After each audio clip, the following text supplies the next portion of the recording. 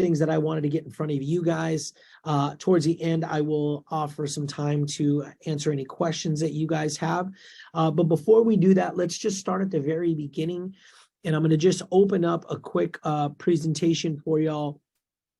So we can go over just the fundamentals of what an annuity actually is, what it is not, and and then we'll go from there. Okay, so let me share my screen.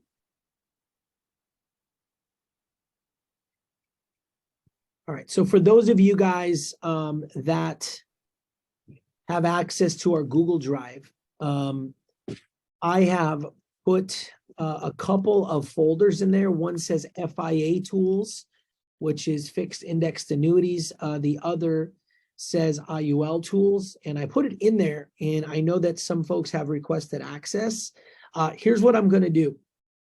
When you have put in lead orders or you have business on the table, I'll grant you access to that. Okay. And the reason behind that is because just, you know, I always say this, the truth is good enough. We have some transition. We have some people who were on their way out or not sure if they're staying or what they're doing. And, you know, to be brutally honest, we've got some really cool tools, and I'm just trying to make sure that we protect them and keep them in-house. So when you show that you're either purchasing leads or you have business to write, then you'll gain access to the entire toolkit. So first things first, guys, fixed index and annuities, also known as FIAs, what the heck are they, right? So an annuity is a financial instrument issued and backed by an insurance company that provides protection, growth, and income for life should somebody want that, because they can dial in an income rider. Okay, guys, if you can on your end, go ahead and mute yourself out. That way, if you want to ask questions later, you can freely do so. But if I mute everybody out, then it's going to be a pain in the butt for you guys to ask questions. Always the one who's not paying attention. Okay, so an annuity is not an insurance policy. Okay, an annuity is not an investment, because your money is no longer in the market, okay? And so one of the things that I tell people, and this actually goes a long way when we're explaining how indexing works, right? So I always say, listen, indexing, when I'm introducing it, I say is not to be confused with index funds. There's a big difference, right? But indexing is the idea that I'm going to have money in an account, right? So the best way I can explain it to folks is I say, listen, if you've got money in your 401k right now, okay, and they want to roll it out, your money that you've contributed into this account, this cash was then converted into stocks, bonds, and mutual funds in many different variations. So it's actually in the market. And so when the market goes down, you lose. And when the market goes up, you go up, right? Well, when we move into this fixed index annuity, that cash value will first and foremost, it'll be cashed out of those stocks, bonds, and mutual funds, and then rolled over into a fixed index annuity. And it's going to be housed inside of an account in cash. Okay. This is very important when you're explaining, because what happens is they kind of can go, oh, and then from there, I take it a step further and say, now, when we're talking about indexing, when the market goes up, whatever index you are mirroring, okay, mirroring is a very important term. Whatever index that you are mirroring, let's say it goes up by 8%, they credit you 8% in cash to your, savings account, if you will. And if that particular index goes down, okay, then your money just holds. So very important for you guys to know the difference. And even that particular verbiage helps a lot with people understanding kind of what it is. So an annuity is very much like a promise to pay contract between the client and an insurance company. Sometimes I say it's like the insurance company's version of a CD, okay? The CD is just basically that. It's kind of like a promise to pay, right? You put money into a CD under the banking umbrella, right? The traditional finance side of the house, and you say, hey, I'm going to lock this up for 1 year, for 6 months, for a year, for 10 years, I can't have any liquidity, but you're going to give me 4.5%, 5.5% fixed. And so it's essentially, here, hold my money for this long. And by you being able to hold my money, right, you're going to credit me. And then after the term is done, then I can get full access. So it's similar. It's like the insurance industry's version of a CD, but it's so much better, right? There's so many more bells and whistles built on. So some of the FIA benefits. So first and foremost, guys, it does have a ground floor. So it's provides a guarantee against loss, allows the client to participate in growth using the indexing crediting system. There are no fees or charges, and I mean zero, which is pretty awesome. Why is that important, guys? Well, when you think about our financial seminar presentation, where we go over 0.95% fees that compound, what that would charge, what that would cost somebody, 2%, 3%, whatnot, right? In their current traditional vehicle, whether that's a 401k, 403b, or whatnot, they're being charged a fee for the actual product. And most people that have, I've got my money with Edward Jones or whatever, that particular money management company is also charging them a fee. So if all we do, right, is roll the money over, what we're going to do at its simplest form is protect you against loss and save you money in fees. Is that good enough? Whoa, yeah, right? Because you don't understand, or when you do the math with somebody and you show them, they're actually going to make money just by not being charged fees anymore. Okay, very, very good selling point. And it's designed to provide income through a process of protection, accumulation, and annuitization. So some benefits. Number one is you are guaranteed to walk away with your initial premium. That is, unless you start to draw out on it, right? So if they start to draw out on it and start liquidating it, then that would obviously bring the balance down, okay? That also is if it's not growing. So if it flatlines and makes no growth, which doesn't happen, but if it flatlines and makes no growth, okay, and they started drawing income from it, then obviously the balance would deduct, but you're not going to lose money, okay? So deducting from there and losing money are two separate things. Now, the next is your annual reset. So it allows you to reset your index strategy on an annual basis, following or allowing you to maximize your returns. So again, every year you lock in whatever index you're on, you lock in the rates for that particular index that particular year, but every year you can change the index, okay? And most people, I say this, most people just kind of set it and forget it. But if you are a person who does try to check and keep up with the market and things like that, yes, it's like an IUL in that we use indexing, and it's like an IUL that you actually can change your index on a yeah, there are some similarities. But yes, there are some similarities to the IUL. Guaranteed against loss, okay, which we've talked about, the bottom floor. And then number 4, there are riders that you can add to it that would also get somebody to have some long-term care coverage. So there's no living benefits like there are with the IUL, because the IUL is an actual insurance policy.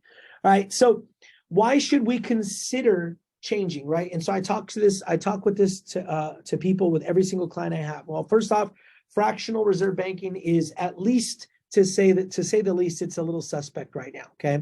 I'm going to go over the point-to-points and how that crediting system works, okay? So fractional reserve banking, simply put, is this. For years and years, there has been a law in place that said your bank has to keep a fraction of your money in their banks in case you came a-calling. Now, in 2020, most people don't know this, but that, by the way, that fraction was 10%. So if you had money in their bank, they had to at least have 10% of your money on in the vaults at all times with them, okay? So in 2020, that rule was done away with. And so there's really no way to tell right now which banks have reserves and which don't, okay? And in 2022, they just started kind of encouraging people, okay, or banks, excuse me, encouraging banks to replenish that those funds. Now, on the flip side, okay, the insurance companies are rock solid. Okay, in over 300 years, not one insurance company has ever folded. And they also have a law that protects the money that's in there, and it's called the state guaranteed fund. Now, I know it sounds like it has something to do with the particular state, but it's not. It's just called the state guaranteed fund, and that law basically says that they have to keep 75% of their funds in the vaults at all times, and this is why insurance companies are so rock solid. In fact, they're so rock solid and they produce at such a high rate that banks started dumping billions of dollars into the insurance companies to duplicate their money, which is really your money, right?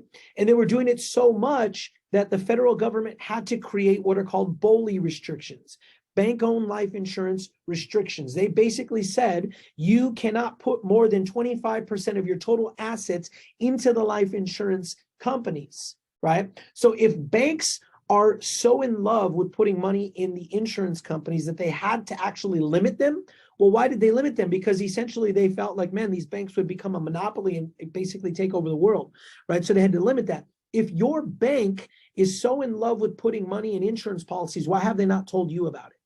Right? Basically, what we're doing is we're skipping the middleman, right? And we're going directly there. So allowing you to put your money directly with the insurance companies. So nothing else provides protection against loss, growth opportunities, income for life with no fees. Okay. So don't forget my question when you open up later. If someone has a 2-year point to point, do they wait till 2 years? Yes, at 2 years is when you reset on that. Okay. So real quick, before we move forward, okay. Any questions on the first point, which is what is an annuity? Any of you guys have any other questions in regards to what an annuity is? Just go ahead and unmute yourself and ask the question, or you can type it in. No? So basically, Mario, it's going to keep accumulating until somebody decides to annuitize, and then basically it's a guaranteed payment for life. Well, it's not a guarantee because it has to do with like if they decide to draw it out, right? Bottom line is if they start to draw out more than it grows, then obviously the balance will grow down, right? So you want to make sure when you have these conversations, you say, listen, when you decide to start drawing out, make sure you call F&G and say, okay, I've been in here for 8 years. My account has grown for, let's say what amount on average for the last 8 years. They say, oh, the last 8 years, your account has grown at 7.9%. Perfect. So if it continued to grow at 7.9% going forward, what is the amount of money that I can take out per month that would not hinder that money from continuously growing, right? It's like the snowball, right? I could take 10% of the snowball if the rest of the other 90 is growing at a pace that can sustain that loss. But if I take 40% of that snowball out and the rest of the 60 is not growing big enough, sooner or later the rest will start to go small, right? So you're not wrong, but just make sure that they understand that they have to work with their F&G person or even yourself and make sure that when they're taking their money out, right, they're not taking it out so much that they start to deplete it if it's not growing large enough to sustain that. However, there are riders, right? And we're going to go into that. A rider is something you have to flip on. It's like a switch. You got to literally say at the very beginning when you sign up, I want the product that has an income rider, and I want an income rider. Now, that doesn't mean that you have to take the income right away, right? But you have to go into the agreement with the rider on the annuity at the beginning. And then let's say it's 5, 10, 15 years down the road, you decide to start using it, you can flip the switch then. But you can't come back and be like, you know what, I decided 7 years in, I want an income rider for life. They're going to be like, can't happen. It's done. Right. Yeah. Whatever you elect up front, they're going to factor that into the agreement, whether they have to charge you a certain percentage.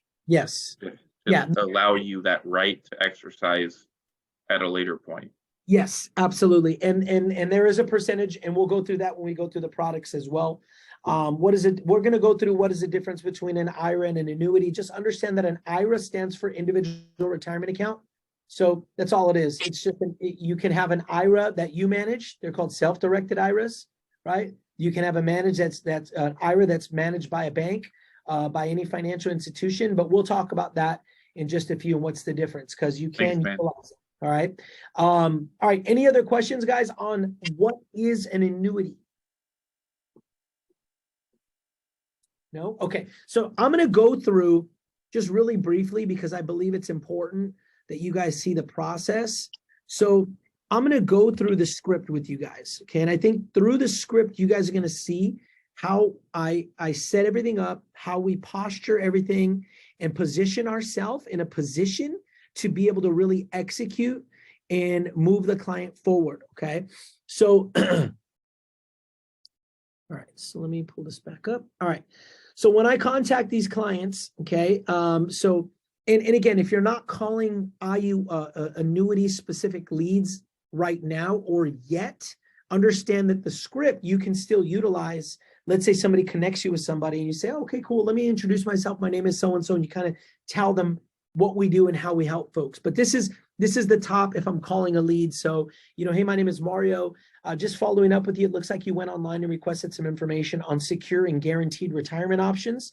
So just so you're clear, a lot of people who do marketing for FIAs, they call them secure and guaranteed retirement options. People who do marketing for IULs, they call them tax-free retirement options. So TFRA or SGRAs. Right? So secure and guaranteed retirement options, you filled out or completed a short quiz. Do you remember that? Yeah, I actually do. Awesome. Well, like I said, my name is Mario. I'm out of Dallas, Texas, and just wanted to ask you a few questions today to see if secure and guaranteed accounts might even be a good fit for you. Okay. Also, obviously, give you an opportunity to ask any questions that you might have. So before we get into this too far, let me quickly share with you what I do for my clients. Number one is eliminate fees. Okay. I'm sure you're aware, but most traditional retirement vehicles, your IRAs, your 401ks, they've got a lot of fees. And so there are some options to eliminate those. And obviously, the less amount of fees that you're paying, that means the more amount of money in your account. Number two is to mitigate and eliminate risk, right? With the volatility in the market, you're going to get to a place, and you might already be there, where mathematically you taking on any type of risk or loss could be catastrophic for your retirement. Number three is to create a plan so your money outlives you. And number four is to preserve principal. Now, what's really good about working with me, Chris, is that I'm an independent broker here in the state of Texas. And that means that I'm not captive to any one particular company. I have no quotas, and I do not look out for the best interest of a company. I look out for the best interest of my clients. So I always joke and say, if I work for Fidelity, I'm going to tell you why Fidelity is the best thing around, because that's all I've got. And that doesn't work with me. That's not how I work. So after helping clients for so many years, I've learned that they're really looking for a couple of things, and it really falls under the safety category.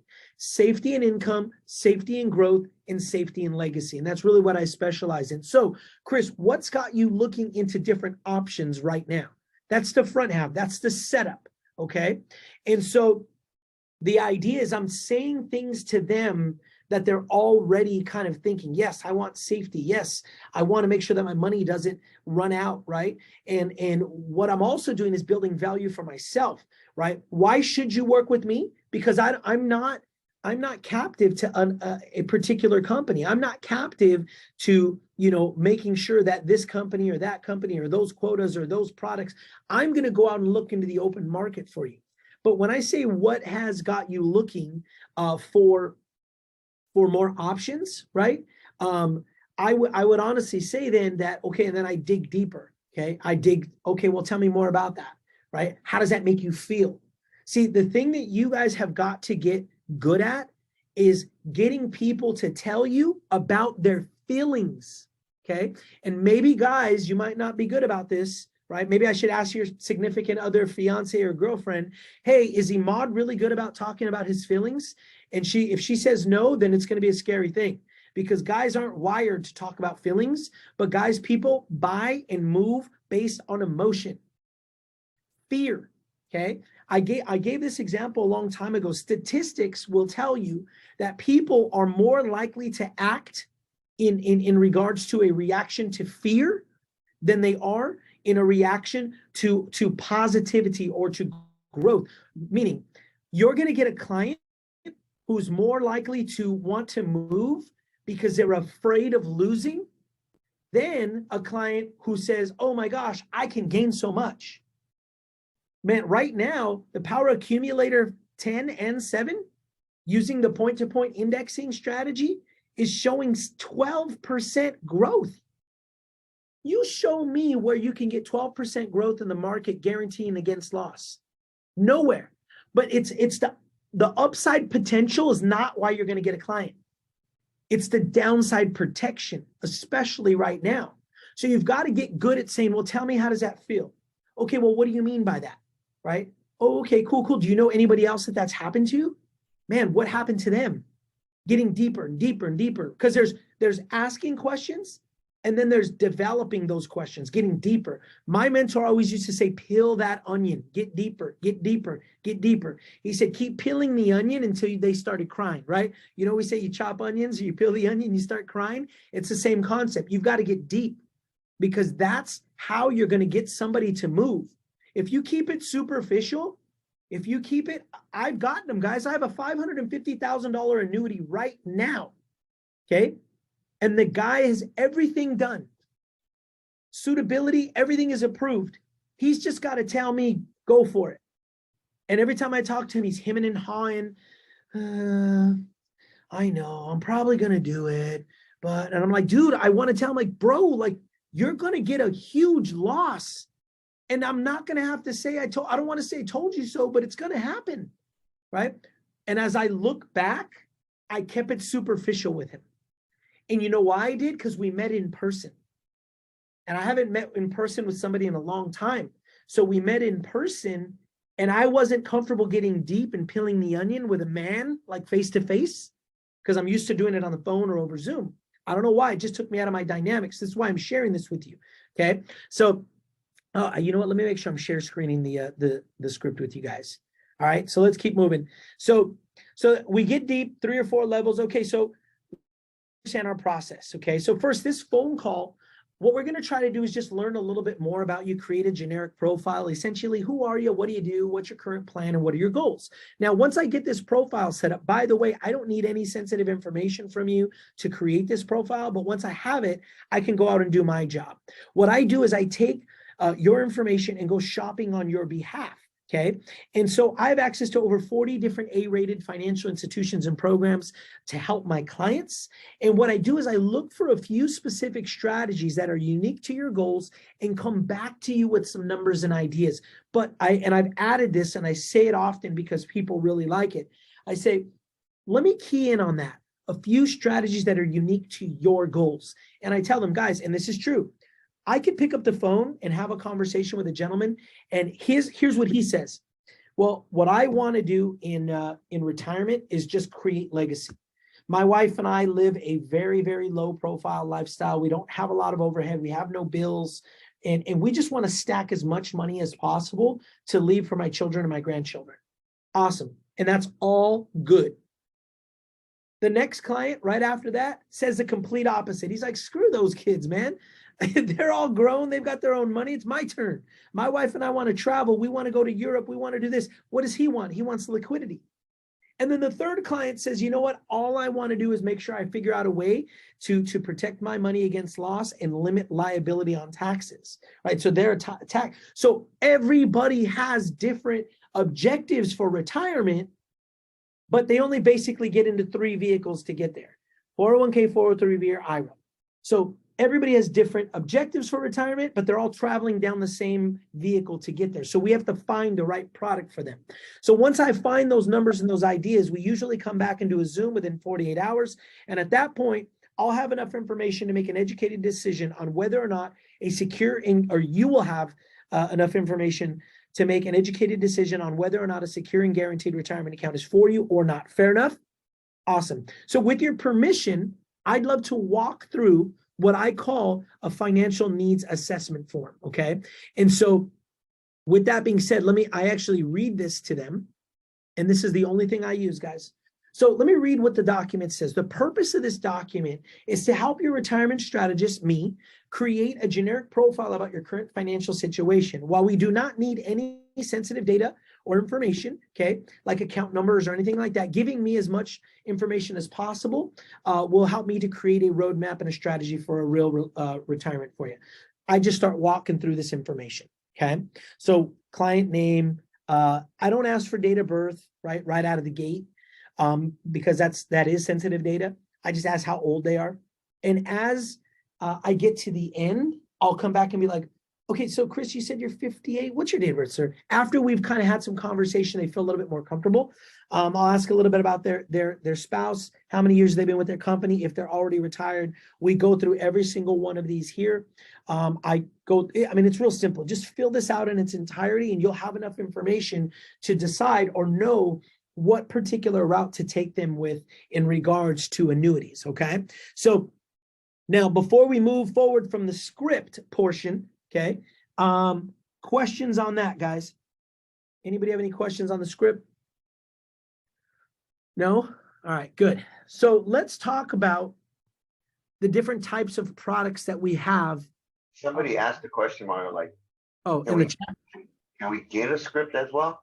I think that's yeah, like we talked about at the beginning. Imad, I'm sorry, brother. I don't even know who you are, man.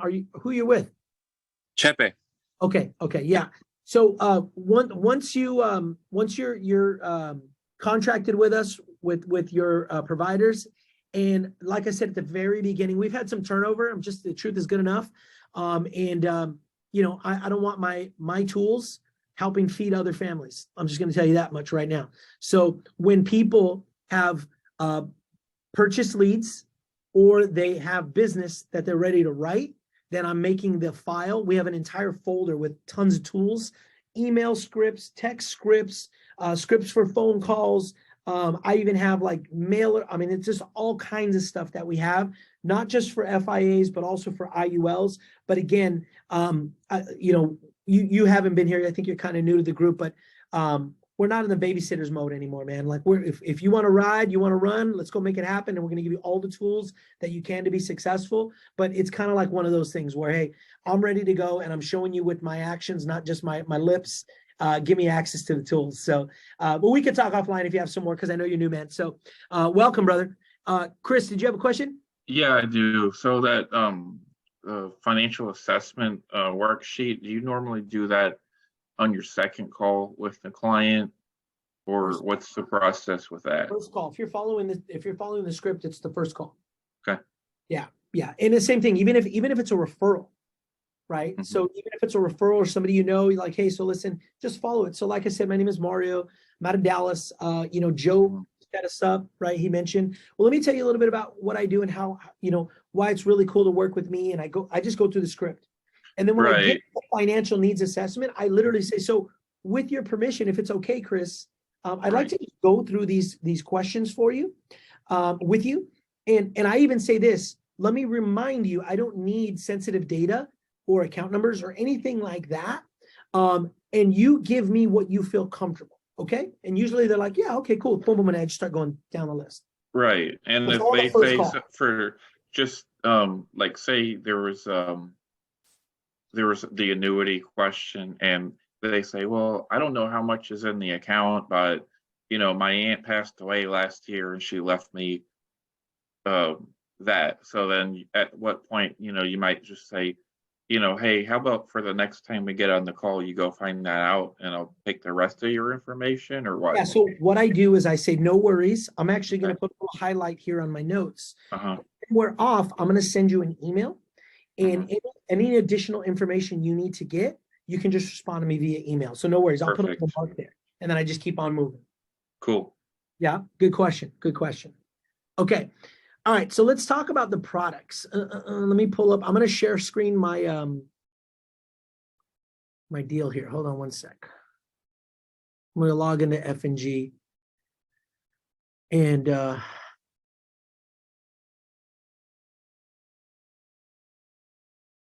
share with you some of the products that we use. There's only a couple, to be honest. They have a lot, and I've spent enough time online with them to figure out which ones we should be working with. Can you guys see this okay? All right. So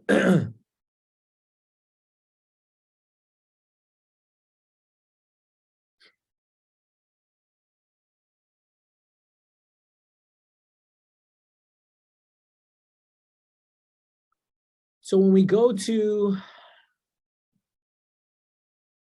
fixed index annuities, all right, we're going to scroll down here.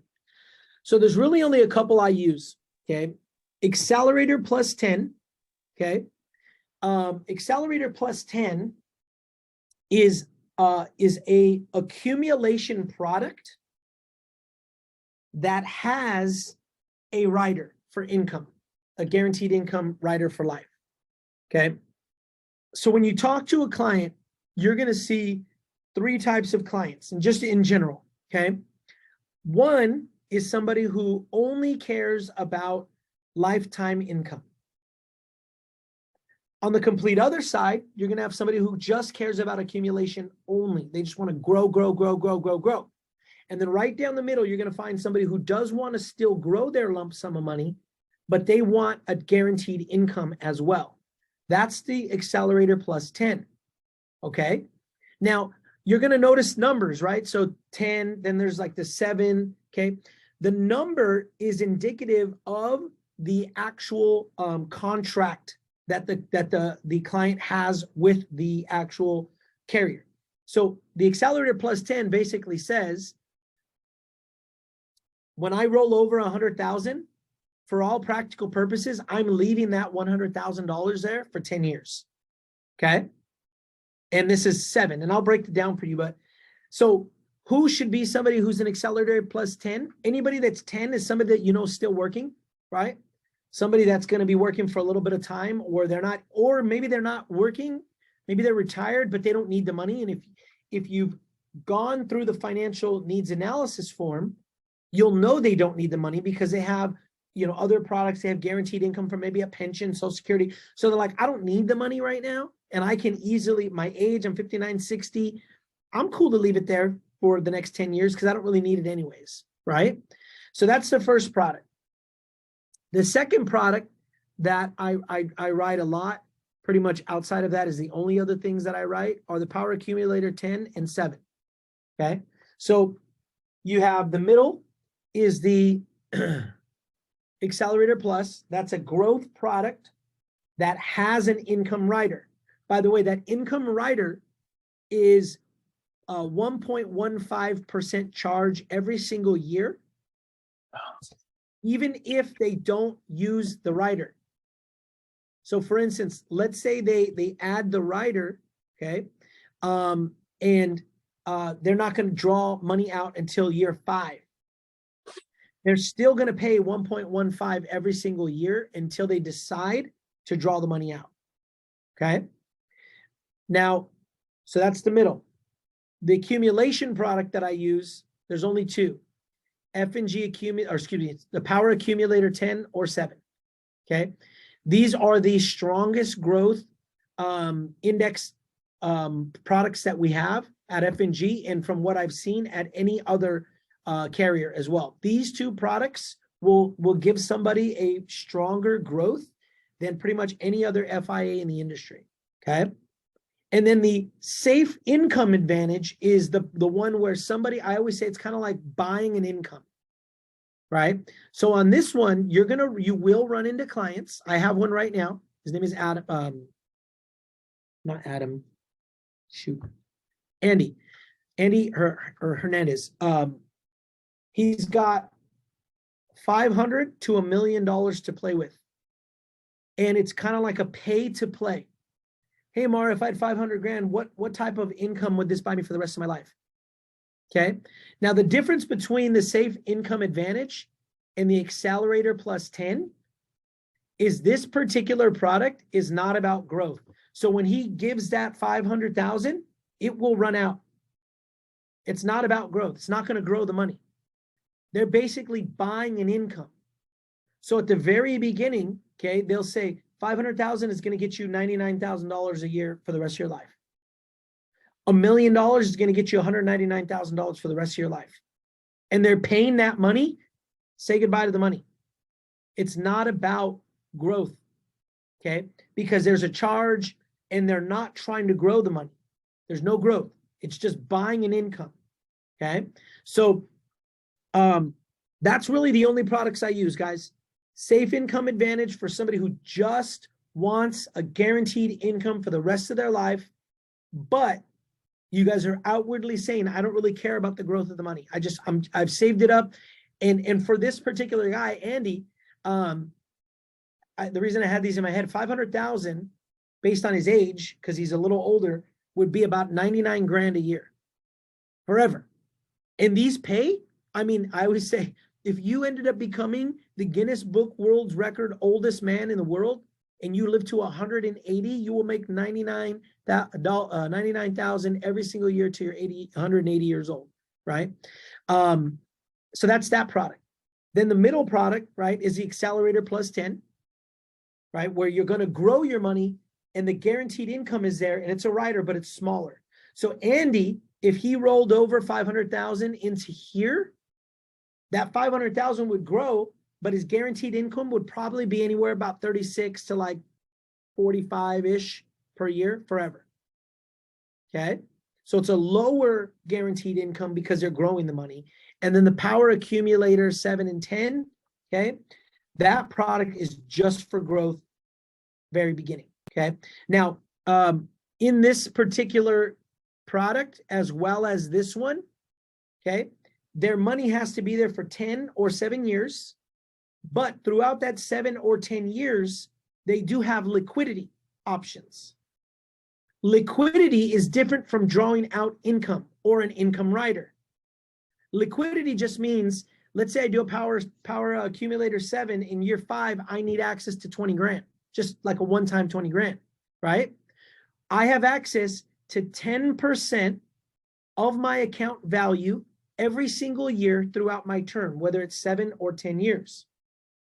If I need more than the 10%, there will be a charge assessed, and you can find that on the actual illustration. We're not going to go through that today. Now, I do see that somebody else put another question here. Let me see what it is.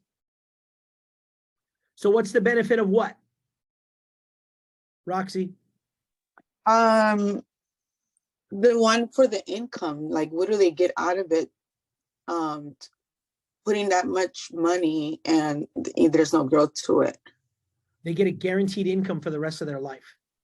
Oh, no matter. So if they put like 500,000 and they go over those 500,000, they still continue getting income.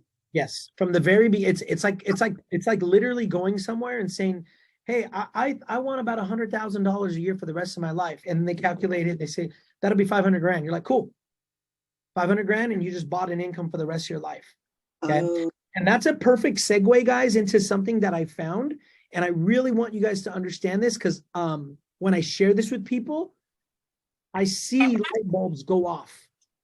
I recently read an article that said retirees were interviewed, and they said retirees would much rather have a guaranteed income for the rest of their life than have a big nest egg that they have to protect and nurture. Because here's what happens. If let's say they have $700,000 in an IRA and an annuity and all these different things, right? What happens is they end up being so afraid of losing it, okay, that they live their life kind of like in a scarcity mindset.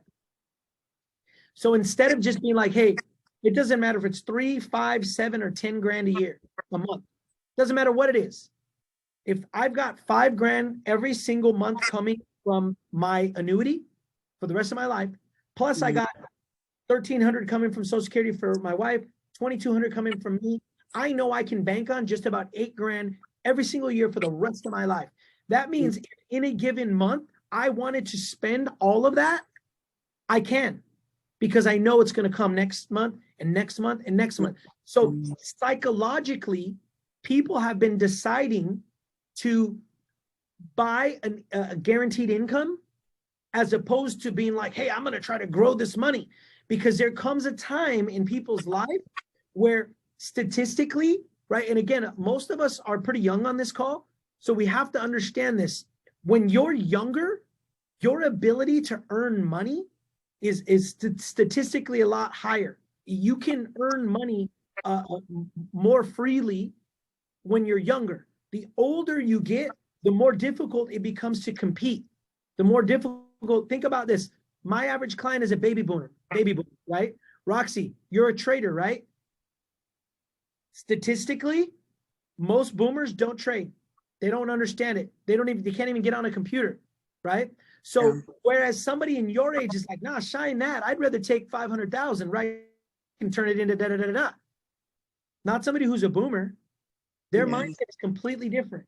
So the idea is a retiree would much rather have a guaranteed income for the rest of their life than try to babysit and protect a lump sum.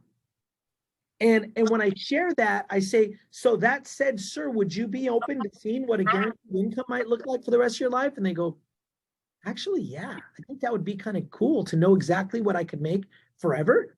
Yeah. Doesn't matter what the market does. This is guaranteed. Yeah. Let me take a look at that. Right. So it's just something that I thought of when you were talking about, like, what does that get you? It gets you peace of mind. It gets them peace of mind. Right. That means when they're right now, I'm talking to them when they're 63. That means when they're 93, they still have $8,000 coming every month, come hell or high water, no matter what. That's something that people really want to take to the bank. Right. So good question though. Yes, F&G is A-rated. We don't affiliate ourselves with any companies. We only actually have about 3 or 4 companies that we do business with. There's probably 200 insurance companies, and we only have ourselves connected with top quality companies. In fact, F&G is actually, their money is managed by BlackRock. So BlackRock is the biggest, baddest company around. All right. So any questions on products, guys? Hey, Mario, question. Yes. So let's say a client like does a lump sum, right? And does like a accumulator plus 10. Can they do another roll or like another lump sum later out throughout the years? Yes, it's a good question. So yes, it just has to be like money. So you cannot mix qualified and non-qualified money together. So for instance, let's say Oscar, right? Oscar has 42 grand in qualified money. Qualified means that money still needs to be taxed because it was in a 401k, right? Right. So he rolls it over and then 10 years from now sells a house. And Could you hear me? Sorry. Right. Yeah. And has 30 grand. Can he mash them together? No, because the 42 is money that needs to be taxed still. Money from a sale. Could you hear me? Yeah. Can you hear me? Yes. Right. Okay. Did you guys lose me? I can hear you fine, Mario. Okay, good. Yep, you're good. So when you roll over $42,000, that's qualified. That means that money is growing, but all that money still needs to be taxed. When you sell a house, okay, he can't put it in there because that money has already been taxed. This money has not been taxed. So the answer is yes, you can always add to it, but it has to be like money. You can add non-qualified money to non-qualified annuity. You can add qualified money to a qualified annuity, but you cannot mix them. But yes, they can always add later as long as it's like money. Good question. Got it. Thank you. All right. So here's another thing that I have that I think was really good. So when you're filling out the application, okay, when you are rolling in, the gentleman at F&G told me, he said, Mario, think of the fixed indexed annuity as the vehicle, okay? And the type of account is the engine, right? And I said, okay. He said, so a 401k, 403b, right? Or even any type of like deferred comp. There's a lot of different qualified retirement accounts. They can be rolled into an FIA. So it's like the FIA, the fixed index annuity, is the vehicle. The 401k gets put in here. That's the engine. Okay. Now an IRA can be placed into the fixed index annuity as well. And when you're doing the application, I actually wrote this out and put it in on my board. When you're doing the application, I don't know if you guys have seen, it says rollover, transfer, right? So a 401k, 403b, you would select rollover, okay, into the FIA. Any type of IRA, okay, is a transfer. So when you're doing the application with F&G, IRA to FIA, okay, is a transfer because an FIA is considered an IRA. Remember, IRA is a generic term for individual retirement account. So it would be a transfer. A 401k, 403b into an FIA is called a rollover. So when you're doing your application, make sure you're aware of that. Here's another question that I get a lot. People say, Mario, I've got a client and he's 53 years old. Can he roll an IRA into an FIA? Do you guys know the answer? Yes, he should be able to. Okay. Now are there any stipulations or anything that he needs to know? 59 and a half years old, right? He's what? He needs to be 59 and a half years old. Doesn't he to move that without any type of penalty? Yeah. Nope. But that's the reason why I'm bringing this up. That is a common misunderstanding. He has to be 59 and a half years old to liquidate. But he can transfer the FIA into, an IRA or a Roth IRA into an FIA before 59 and a half. He just can't liquidate before 59 and a half. So if you guys have people right now who have Roth IRAs, traditional IRAs, and they're in their 30s or 40s, they can move that money into an FIA. They just can't do anything with it until 59 and a half. And when you roll it, though, they're going to have to live by two sets of regulations. The first regulation is the FIA's regulations. And the FIA says they got to leave the money for at least 10 years, right? And they can have 10% liquidity. So they still have to mind those rules. But because they rolled it, the actual IRA still has some regulations. And the IRA regulations are they can't touch it till they're 59 and a half at all, right? So let's say the guy's 30, 35, and he rolls over 60 grand. So according to the FIA rules, fixed index annuities, he could have liquidity at 45, right? Because he's satisfied his 10 years. But can he? No, he can't, because it's an IRA. The vehicle, the engine is still an IRA. And that engine has their regulations say he can't touch it till he's 59 and a half. Is everybody following along? Have I confused anybody? So just to confirm, it's not a new account. It's an account within another account, like a sub account. And also just one more clarification. The rollover, that's not considered a surrender. Like there are any surrender charges? No. Because it's not a withdrawal, right? It's not a withdrawal. There's no liquidation. Okay, got you. So let's make sure we use the same terms though. Rollover would really only apply from a 401(k) to 401k, right? Mhm. 401k, 403 Okay. rolls over into an annuity. Those can't be messed with until 59 and a half, right? Or, right, they have what they call a, I forgot what it is, like a change of life type of scenario where they lose their job or they change jobs, right? Or they retire, right? So when somebody has a 401k, 403b, they can't mess with it unless they are 59 and a half or older or have a change of life scenario where they've changed their jobs or went to another spot, right? Then they can roll over that money into an FIA, right? And they're good to go. An IRA, which is it's just an individual retirement account. They have a Roth, they have a traditional, and they also have SEP, okay? Those can be transferred, that's the key term, transferred into the FIA as the vehicle, but the engine is still an IRA.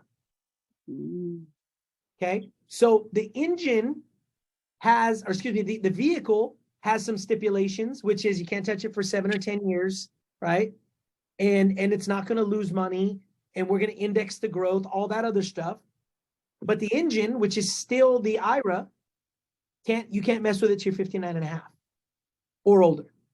Okay. But this is a huge deal, guys, because a lot of you have people that are way younger than 59 and a half and are losing money and they're terrified, right? So they can transfer it in without any penalties, any cost, nothing. You're just transferring it into a new vehicle, right? Well, why do I want to do that? Well, because we can index way better, and they can grow, and they protect against loss, right? And then they just roll it over into there, which is pretty cool. Now, can they contribute to it? Yes. They can still contribute, because remember, it has to just be like money. Goes back to Natalia's first question.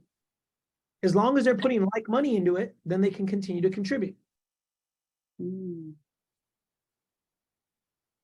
All right. Let's see here. Yes. No penalty for the rollover. Transfer. Transfer. Only transfer. Okay. Yeah, no. It's when you're talking about IRAs, it's considered a transfer.